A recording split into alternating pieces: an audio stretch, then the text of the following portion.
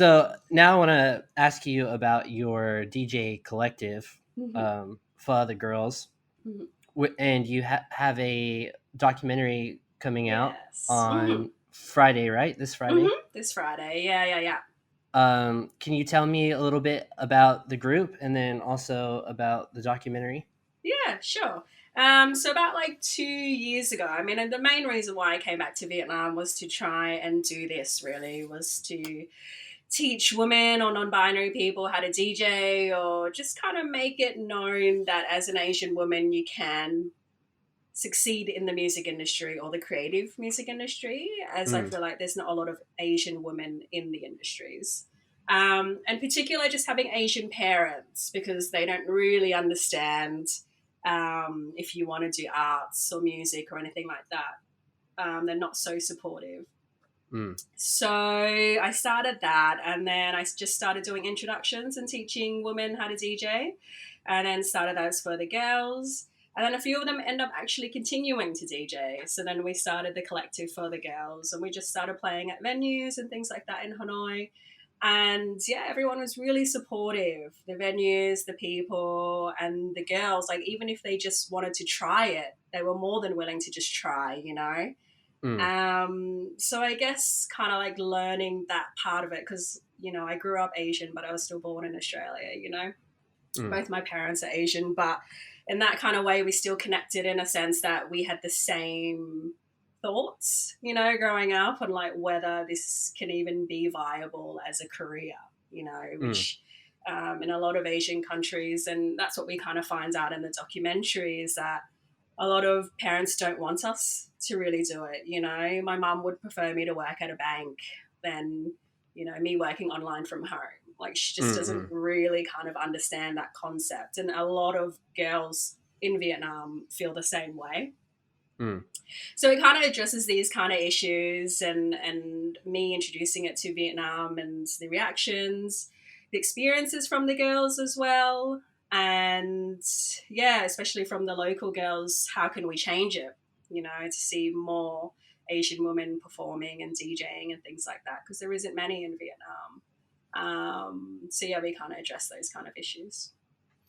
Were were the girls that are part of the collective, did Mm-hmm. they get much resistance from their family when they said like, I want to be a DJ or I want to try to be a DJ? I think they don't get any resistance, but then they don't get any support either, if that makes sense. Right, So kind it's of kind of like a indifferent. neutral, yeah, kind of thing. They're not going to be like, you shouldn't be doing that. But I think what we took away from it is they do think like girls shouldn't be out late at night. There's still that Mm-mm. kind of mentality, but you don't have to DJ at night, right? You can DJ during the day at a cafe or something. Right. That's not kind of necessary.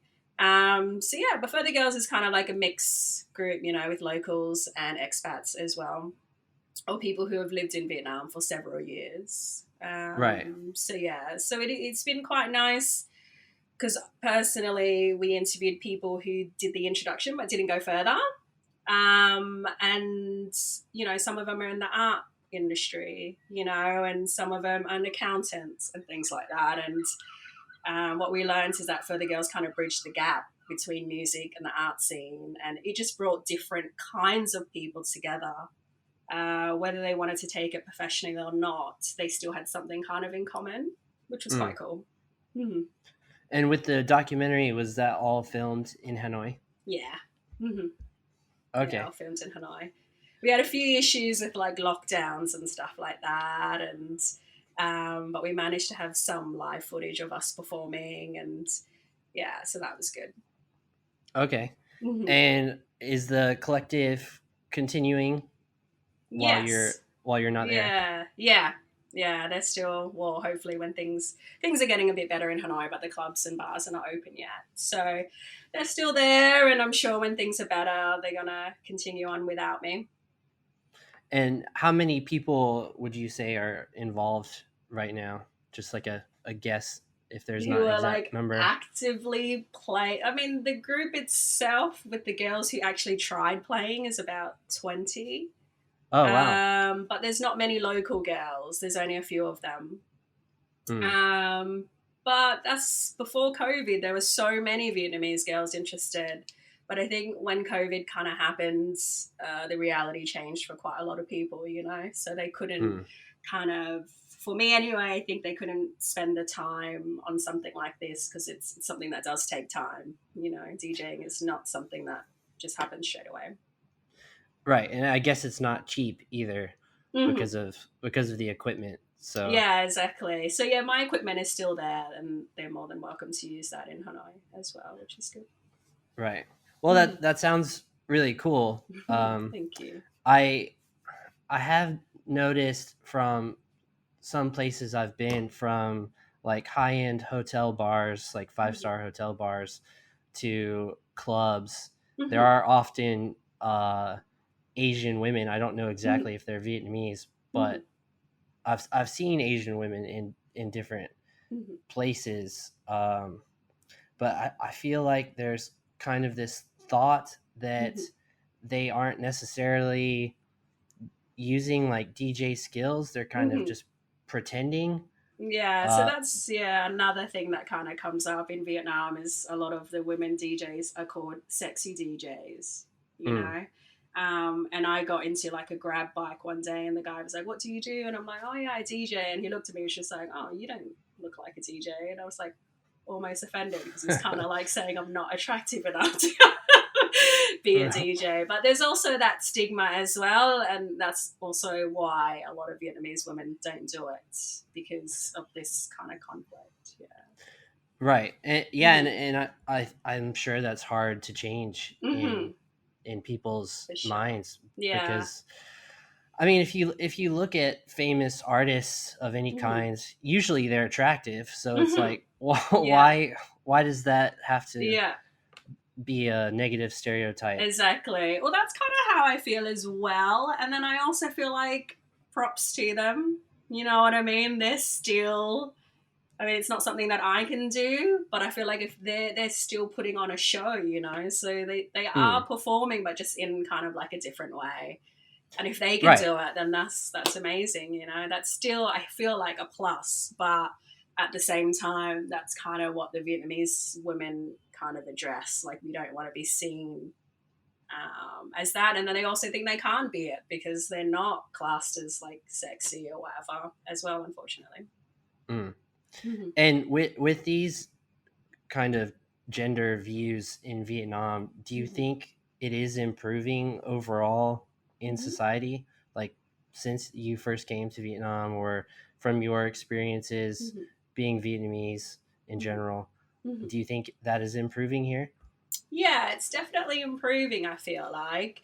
I mean, sometimes I would even get comments on what I was wearing and things like that, and I think the big difference for me is like I come from quite a privileged country where I can kind of shut people down. You know what I mean? Like I Mm, have that confidence in myself to be like, "Hey, that's not okay. You shouldn't be, you know, saying that about me, or that's, you know, say sorry because that's messed up."